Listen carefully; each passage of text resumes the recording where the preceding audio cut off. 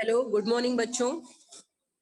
आज का आपका जो लेक्चर चालू है विज्ञान का, ठीक है, उसमें जैव पाठ 17वां जैव प्रौद्योगिकी की पहचान का जो अगला भाग है, जो आपको पिछली बार सिखाया था, उसके आगे का आज मैं आपको सिखाने वाली हूँ।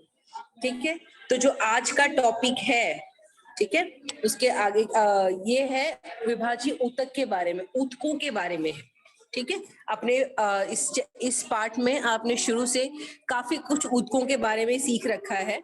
ठीक है, तो जो आज मैं पढ़ाने वाली हूँ वो कुछ उन ऊतकों के बारे में है जो वनस्पतियों की वृद्धि के लिए जिम्मेदार होते हैं। ठीक है, जिनकी वजह से वनस्पतियों में वृद्धि होती है।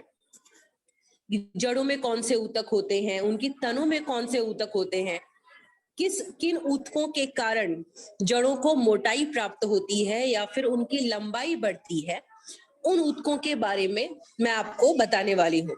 ठीक है, तो जो पहला है आज का वो है विभाजीय ऊतक। ठीक है, तो विभाजीय ऊतक क्या होता है बच्चों? विभाजीय ऊतक जो होता है वो वनस्पतियों में वृद्धि के लिए आवश्यक होता है। तो वनस्पतियों के निश्चित भाग में रहने वाले विभाजीय ऊतकों के कारण उस भाग की वृद्धि होती है। ठीक है, और उन ऊतकों में क्या क्या पाया जाता है? उन ऊतकों में आपको स्पष्ट केंद्रक दिखाई देगा, गाढ़ा जीव द्रव्य देख सकते हैं, वह चारों ओर पतली दीवारों वाली कोशिकाओं की रचना झुरमुट जैसी होती है। मैं आपको दिखाऊंगी आगे की स्लाइड में कि वो जो ऊतक होते हैं वो किस प्रकार के दिखते हैं। ठीक है, अभी शुरुआत है इसकी, तो थोड़ी सी जानकारी आपको होनी चाहिए। इन कोशिकाओं में रिक्तिका नहीं होती है। ठीक है, और जो कोशिकाएं होती है ना वो बहुत क्रियाशील होती हैं, क्योंकि वृद्धि हर रोज होते रहती है। ठीक है, तो इन कोशिकाओं का क्रियाशील होना बहुत आवश्यक होता है। वनस्पतियों में वृद्धि करना विभाजीय ऊतक का महत्वपूर्ण कार्य है। ठीक है, और वनस्पतियों में जो वृद्धि होती है वो इन्हीं ऊतकों की वजह से होती है।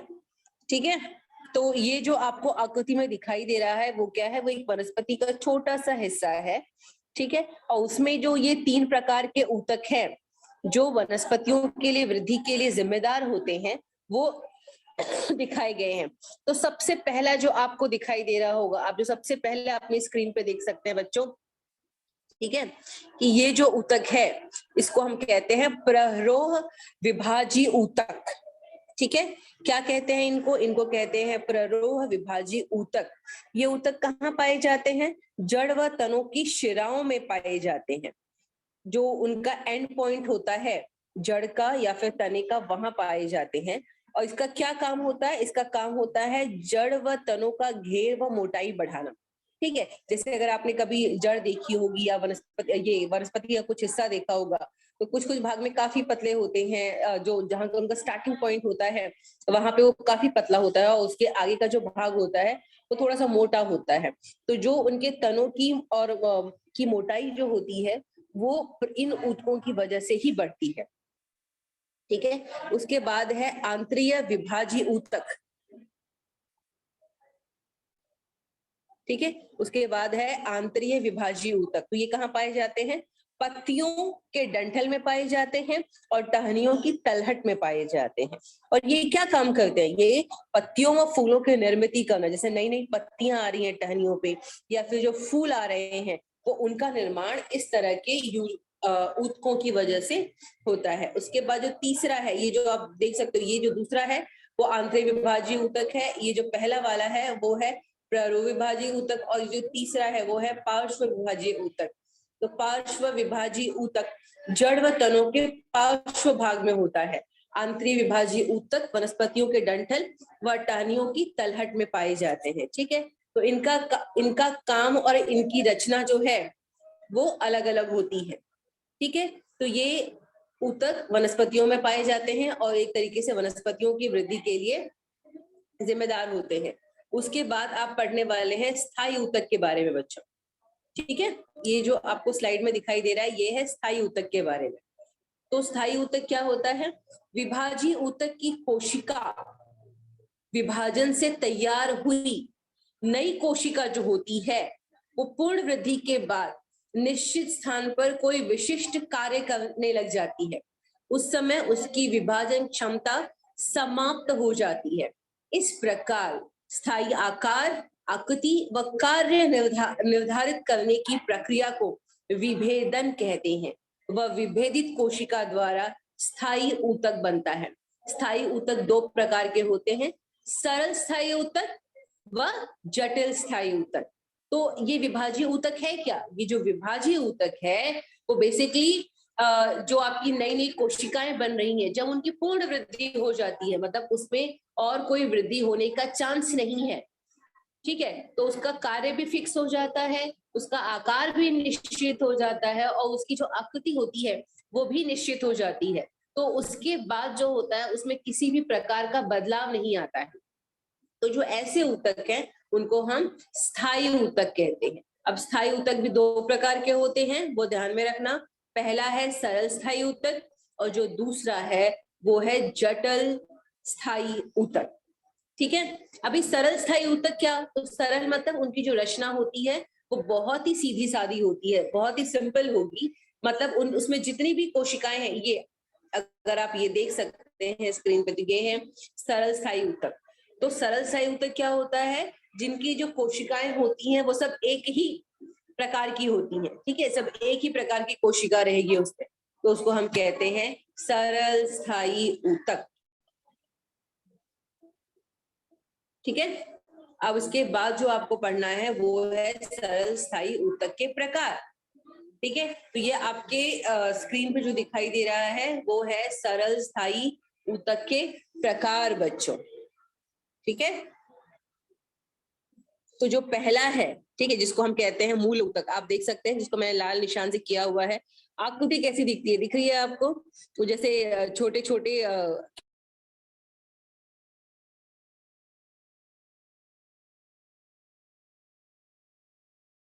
होती है।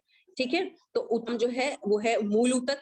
ठीक है, आकृति आपकी स्क्रीन पे दिखाई दे रही है, जैसे बहुत सारे पंचकोणों को एक साथ जोड़ दिया गया है। ठीक है बच्चों, रिक्तिका देखो, अगर आकृति में आपको दिखाई दे रहा है तो इनमें ना रिक्तिका होती है। रिक्तिका मतलब खाली स्थान, जैसे आप रिक्त स्थानों की पूर्ति करते हो ना, तो रिक्त मतलब खाली होता है, वैसे ही इन कोशिकाओं में जो खाली जगह होती है उसको हम कहते हैं रिक्तिका। फिर आपको वो हरित लवक दिखाई देगा, बहुत बार आपने सुना होगा कि हरित लवक क्या होता है, हरित लवक के क्या बोलते हैं, काम क्या है। तो ये जो हरित लवक है, देखो कहाँ आपको छोटे छोटे वो बूंदे दिखाई दे रही है उसमें ग्रीन कलर की, वो जो है वो है हरित लवक। ठीक है, जो एक तरीके से वनस्पतियों में भोजन बनाने के लिए जिम्मेदार होते हैं। तो इन कोशिकाओं का स्वरूप क्या होता है? पतली कोशिकाएं होती हैं, आंतर कोशिकीय अवकाश पूर्ण होता है और ये कोशिकाएं जीवित होती हैं। और ये कोशिका कहाँ कहाँ पाई जाती है? तो जड़ में पाई जाती है, तने में पाई जाती है, पत्ती व फूलों में पाई जाती है। ठीक है, इनमें कार्य क्या होता है? रिक्त स्थानों को भरना होता है, आंतरिक आधार देना, अन्न और भोजन को संग्रहित करना, यानी कि जो भी खाली स्थान है उसको भरना, आंतरिक आधार देना और भोजन को संग्रहित करना। इसके उप प्रकार क्या है? हरित ऊतक पत्तियों के मूल ऊतक प्रकाश संश्लेषण करने का काम करता है। ठीक है, और उसके बाद वायु ऊतक जो होते हैं वो जलीय वनस्पतियों में तनों व पत्तियों को तैरने में मदद करता है। आपने कमल का फूल देखा होगा, जो कमल का फूल होता है वो पानी में तैरता है। तो क्या होता है, उसके जो डंठल होता है कमल के फूल का, उसमें काफी छोटे छोटे वायु कोश होते हैं जहाँ पे हवा भरी होती है, जिसकी वजह से वो पानी में तैरता है।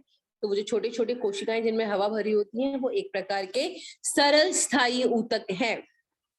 ठीक है, उसके बाद है स्थूल ऊतक। ठीक है, तो जो स्थूल ऊतक होता है उसमें रिक्तिका आपको ये दिखाई दे रहा है, आपकी स्क्रीन पे दिखाई दे रहा है, ये नेक्स्ट वाला है, ये है स्थूल ऊतक। ठीक है, तो स्थूल ऊतक क्या होता है? स्थूल ऊतक जो होता है उसमें रिक्तिका दिखाई दे रही है आपको, उनकी कोशिका दिखाई दे रही है आपको। कोशिकाओं की जो रचना है वो थोड़ी सी जटिल है पहले वाले के कंपैरिजन में, तो उसको हम कहते हैं स्थूल ऊतक।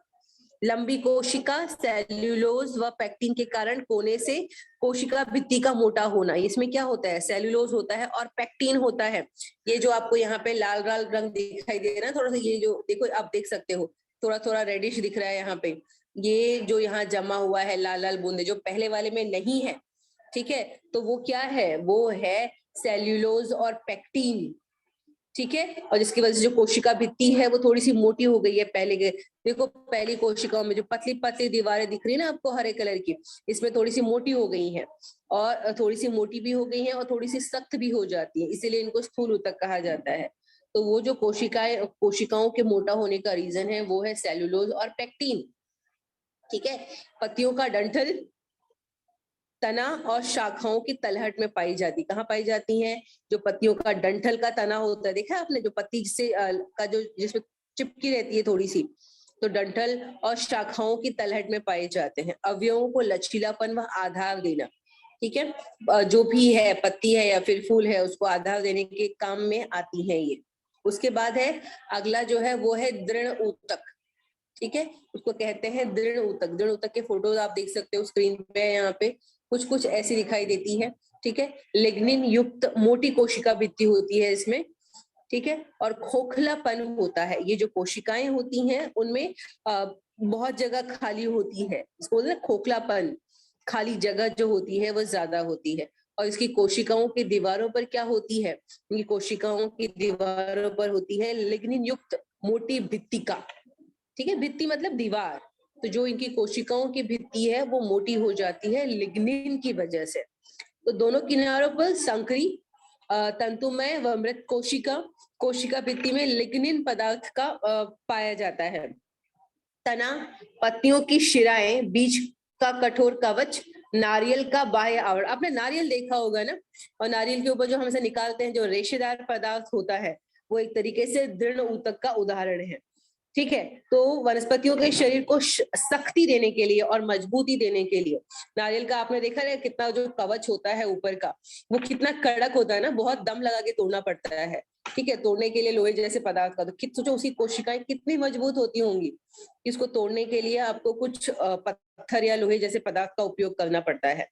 ठीक है। तो उसमें जो ऊतक होते हैं वो दृढ़ ऊतक होते हैं, वो उस कठोर बनाते हैं, बहुत सख्ती देते हैं किसी भी अवयव को। ठीक है। तो ये हो गया आपका सरल स्थायी ऊतक के प्रकार। इतना ही है आपके सिलेबस में। ठीक है। उसके बाद है जटिल स्थायी। अभी दो प्रकार थे, उसमें से जो दूसरा प्रकार है वो है जटिल स्थायी ऊतक। ठीक है। तो जटिल स्थायी ऊतक में क्या होता है? जटिल स्थायी ऊतक में होता है जलवाहिनी और रसवाहिनी। ठीक है।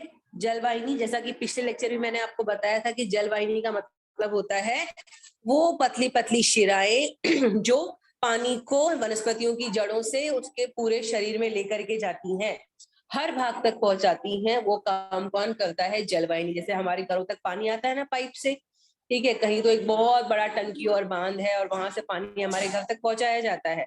ठीक है। वैसे ही वनस्पतियों में भी जो जड़ों के आसपास पानी होता है उसको हर हिस्से तक पहुंचाने का जो काम है वो कौन करता है? जलवाहिनी करती है। और वैसे ही रसवाहिनी का काम क्या होता है? रसवाहिनी का काम होता है भोजन को ले जाना। जो भी भोजन वनस्पतियों ने बनाया है उस भोजन को संग्रहित करके रखना, या फिर उस भोजन को वनस्पति के हर हिस्से तक पहुंचाने का काम जो है वो कौन करता है? वो काम करती है रसवाहिनी। ठीक है। तो अब हम पढ़ेंगे इसकी विशेषता के बारे में। तो जलवाहिनी की विशेषता क्या होती है? इसकी कोशिका की दीवारें मोटी और प्रायः मृत होती हैं। ठीक है। और कोशिकाओं के प्रकार में क्या क्या होता है? वाहिनिका होती है, वाहिनियां होती हैं, मृत तंतु होते हैं और जलवाहिनी मूल ऊतक होते हैं, और कुछ जो कोशिकाएं होती हैं वो जीवित होती हैं। कार्य क्या है इनका? एक दूसरे से जुड़ी हुई नलिकाओं जैसी रचना होती है। ठीक है। और पानी और खनिजों का वहन नीचे से ऊपर की दिशा में करती है। तो इनका काम क्या है? वनस्पतियों के जड़ों में जो भी पानी है उसको वनस्पति के हर हिस्से तक ले जाने का कार्य कौन करता है? तो वो जलवाहिनी करती है। वैसे ये रसवाहिनी क्या करती है? उसमें कोशिका द्रव्य वाली एक जीवित कोशिका होती है। इसमें चालनी नलिकाएं होती हैं, सहकोशिकाएं होती हैं, रसवाहिनी मूल तंतु होते हैं, जीवित कोशिका होती है। ठीक है। ये एक दूसरे से जुड़ी हुई होती हैं। वनस्पतियों पत्तियों की शर्करा और अमीनो अम्ल का वहन ऊपर से नीचे की दिशा में करती हैं। ठीक है। इनको चालनी क्यों कहते हैं बच्चों? क्योंकि जो इनकी कोशिका होती है ना, जैसे आप आटा छानते हो तो आटा कभी अगर आपने छाना तो आपने छन्नी देखी है, उसमें छोटे छोटे छिद्र होते हैं। वैसे ये जो कोशिकाएं होती हैं उनमें भी छोटे छोटे छिद्र होते हैं। इसलिए इस तरीके की कोशिकाओं को चालनी नलिकाएं कहते हैं, कि उन कोशिकाओं में चालनी नलिकाएं होती हैं और उनके पास सह कोशिकाएं भी होती हैं भोजन को एक स्थान से दूसरे स्थान तक लेकर के जाने के लिए। ठीक है, तो सजीवों के शरीर में, अच्छा उसके बाद आपको टॉपिक दिया हुआ है थोड़ा सा कि सजीवों के शरीर में कुछ जीवित कोशिकाएं पूर्णक्षम होती हैं। अगर उन्हें उचित वातावरण मिले तो इन कोशिकाओं से नए पूर्ण सजीव तैयार हो सकते हैं। ठीक है, कोशिकाओं से पूरा एक सजीव तैयार किया जा सकता है।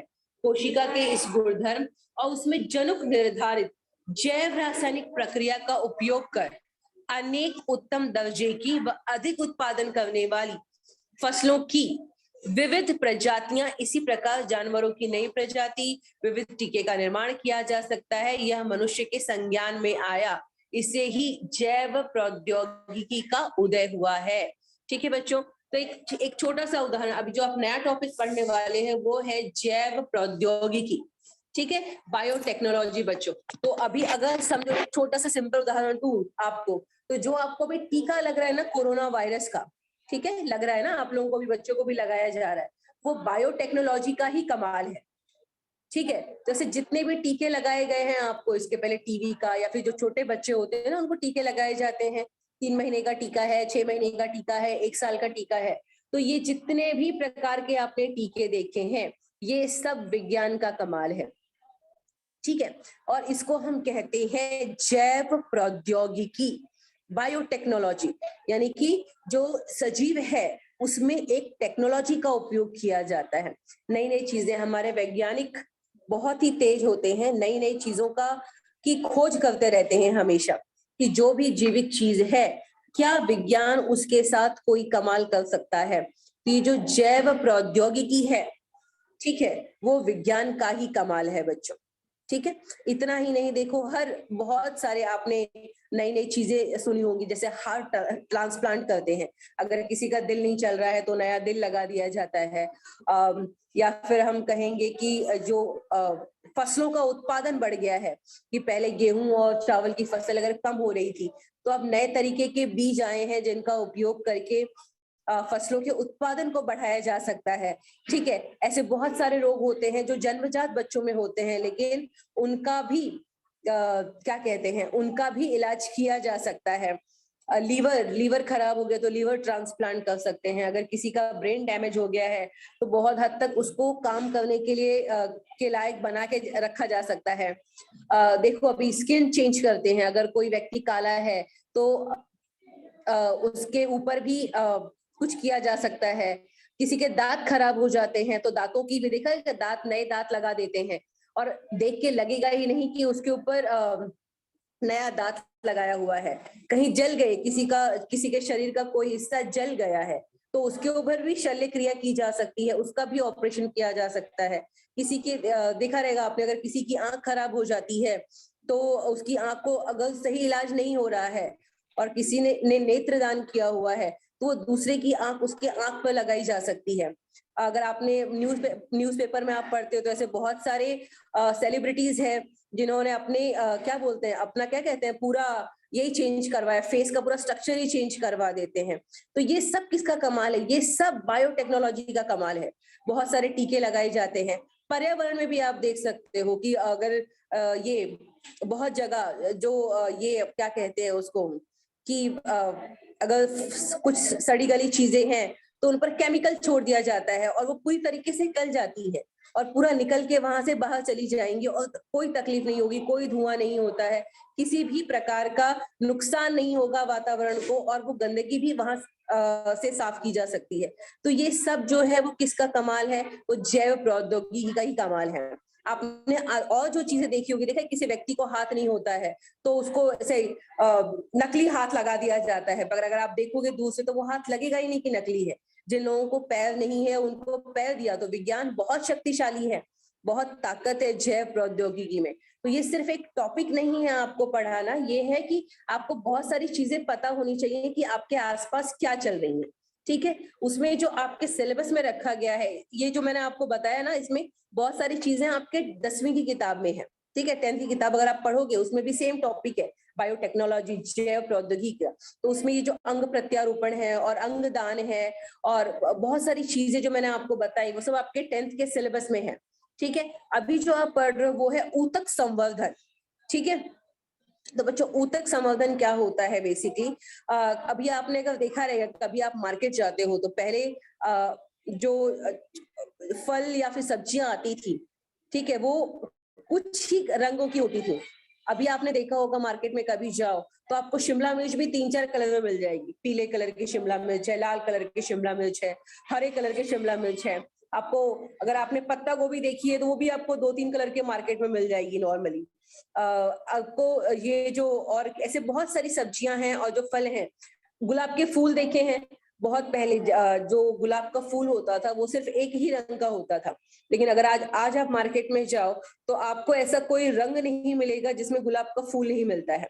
आपको सफेद, लाल, पीला, हरा, पर्पल कलर का, गुलाबी कलर का, हर कलर का गुलाब का फूल मिल जाएगा। तो ये जो है वो जैव प्रौद्योगिकी है।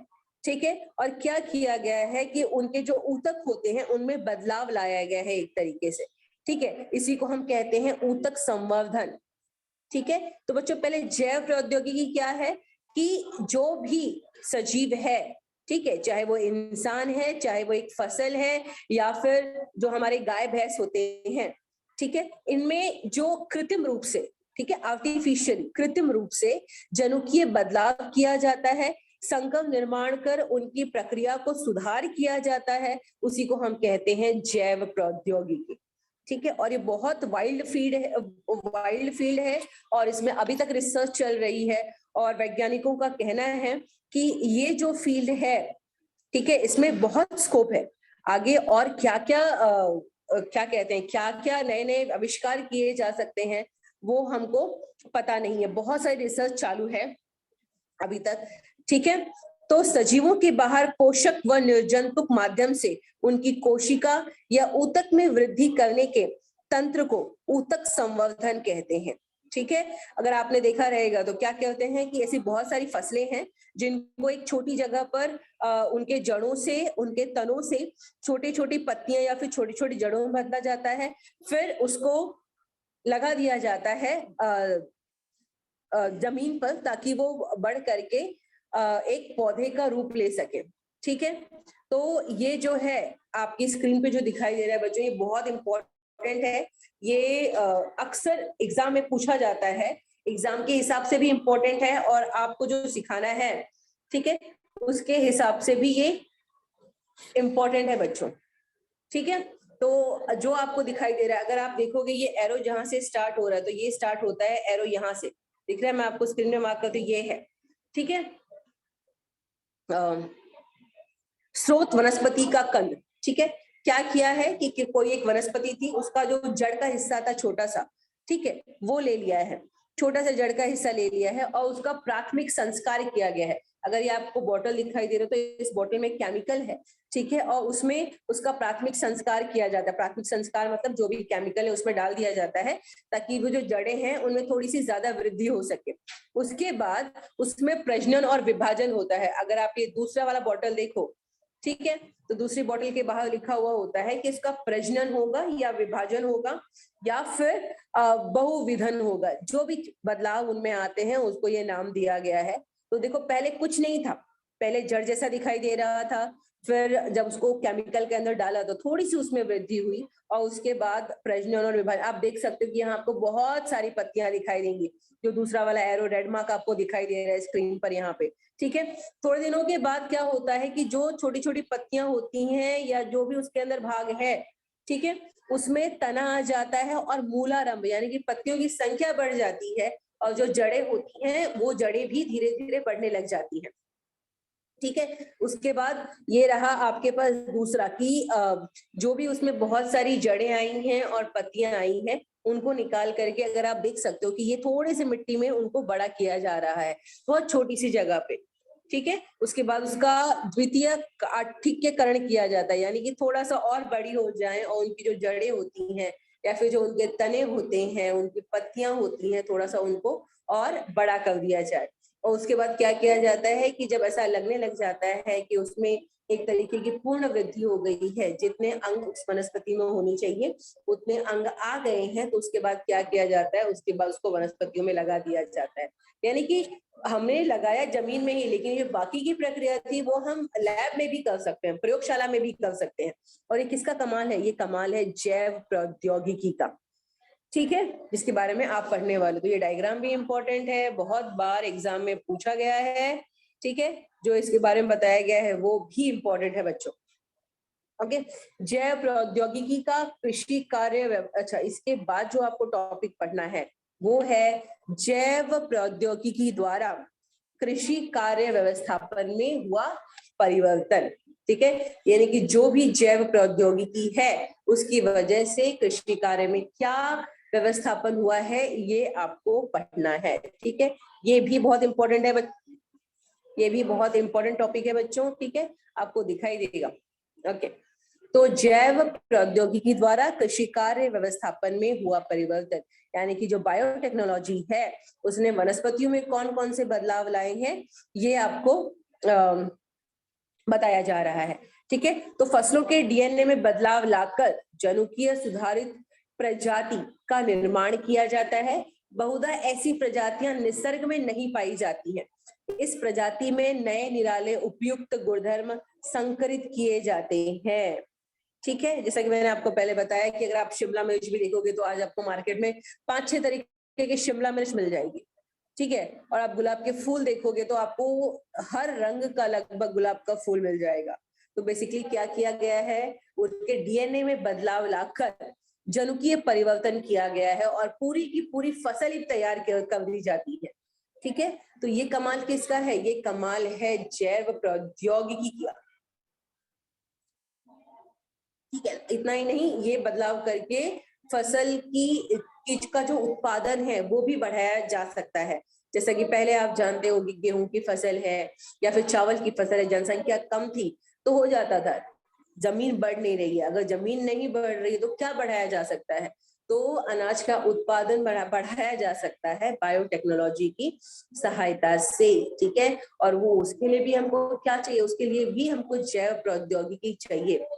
तो वातावरणीय प्रताड़ सहन करने की क्षमता, निरंतर बदलता तापमान, गीला व सूखा काल, बदलती जलवायु, ये सभी वातावरणीय प्रताड़ कुछ नैसर्गिक प्रजातियां सहन नहीं कर सकती, पर जीएम प्रजाति इनमें से किसी भी प्रतिकूल परिस्थिति में वृद्धि दर्शाती है ना। देखिए बहुत सारी फसलें जो होती हैं, ठीक है, बहुत ज्यादा बारिश हो गई या फिर बहुत कम बारिश हुई या फिर निसर्ग में बदलाव, अगर आज आप सुन रहे हो तो मौसम सर्दी का है लेकिन कहीं बारिश हो रही है, कहीं बाढ़ आ रही है, तो जो प्राकृतिक प्रजातियां होती है ना वो इन चीजों को झेल नहीं पाती है। तो जो बायोटेक्नोलॉजी से बनाई गई फसलें हैं उनको ये क्षमता दी जाती है, उनके अंदर ऐसे जनुकीय बदलाव लाए जाते हैं ताकि वो इन सभी चीजों को झेल सके और इसका कोई भी प्रतिकूल प्रभाव उनके ऊपर ना हो। ठीक है, तो ये भी किसका कमाल है? ये भी जैव प्रौद्योगिकी का ही कमाल है। ठीक है, उपद्रवी कीटक हो गए, रोग जंतु हो गए, रासायनिक अपतृणाशक हो गए, ठीक है, प्रतिरोध करने की क्षमता इस प्रजाति में होने के कारण, ठीक है, जंतुनाशक, कीटनाशक व अपतृणाशक का उपयोग टाला जा सकता है। ठीक है, हम जानते हैं कि अगर वनस्पतियों में कीटक लग रहे हैं या फिर फंगस लग रहा है या उस तरीके का रोग हो गया है तो जंतुनाशक भी मिल जाएगा, कीटनाशक भी मिल जाएगा, अपतृणाशक भी मिल जाएगा। लेकिन अगर जैव प्रौद्योगिकी या फिर बायोटेक्नोलॉजी की सहायता से हमने ऐसी फसल बनाई कि जिनमें ये प्रॉब्लम ही नहीं आएगी तो इन सबके उपयोग को टाला जा सकता है और जो होने वाला व्यर्थ खर्च है वनस्पतियों पर उससे बचा जा सकता है और ये किसानों के लिए बहुत ही उपयुक्त है। जीएम प्रजाति के बीजों के कारण फसलों का पोषक मूल्य बढ़ता है तथा उनमें कम खराबी आती है। ठीक है, तो ये जो प्रजाति के बीज होते हैं उससे जो फसलों का पोषक मूल्य है वो बढ़ जाता है और उनमें खराबी भी बहुत कम आती है बच्चों। ठीक है, तो ये जैव प्रौद्योगिकी का उपयोग था कृषि कार्य में। ठीक है, इतना ही है आज के लिए बच्चों। तो जो जो मैंने टॉपिक आपको पढ़ाया है उम्मीद है आपको समझ में आया होगा। किसी को कोई डाउट पूछना है बच्चों? किसी को भी कुछ भी डाउट पूछना है?